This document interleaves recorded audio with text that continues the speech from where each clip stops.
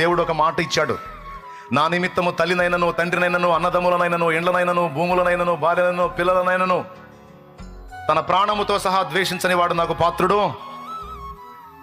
అంతేకాదు, నా నిమిత్తం వాటిని కోల్పోయిన వాడు ఇహమందును పరమందును కూడా 100 రెట్లు పొందుతాడని మాట్లాడాడు.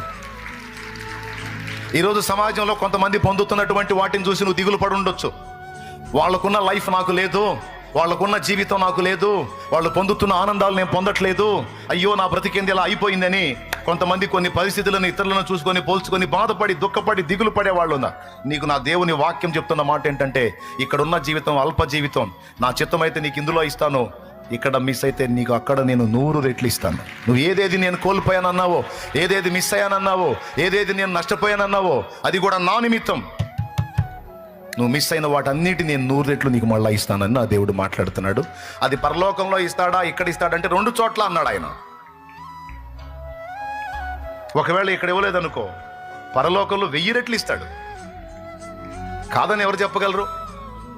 ఎందుకంటే మనది ఇక్కడ పర్మనెంట్ లైఫ్ కాదు కదా, టెంపరీ లైఫ్.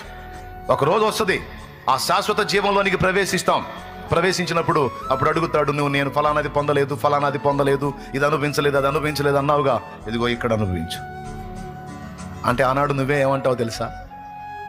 అదంతా అల్ప శరీరంలో ఉండి, ఆ పాప శరీరంలో ఉండి ఆ వాంఛను పెట్టాలనుకున్నాను, కానీ అదంతా పెంట ప్రభు, నాకెందుకంటావు నువ్వు? నాకెందుకు ప్రభు? అదంతా క్షణికం ప్రభు, నాకెందుకు ప్రభు? ఆ దరిద్రం నువ్వు ఉన్నావు చాలు ప్రభువా, నీ సన్నిధి ఉంది చాలు ప్రభువా, నీ కృప దొరికింది చాలు ప్రభువా, నీకు స్తోత్రం అంటావు.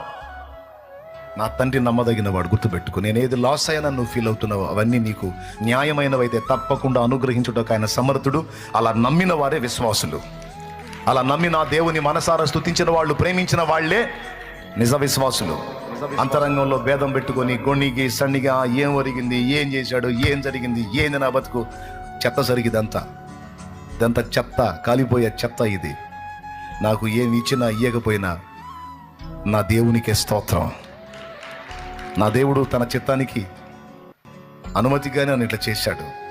నా దేవుని చిత్తాన్ని నేను శిరసా వహిస్తాను. నా ప్రభు చిత్తమే సిద్ధించుగాక అని అప్పగించుకున్న ధన్యజీవులు ధన్యులు.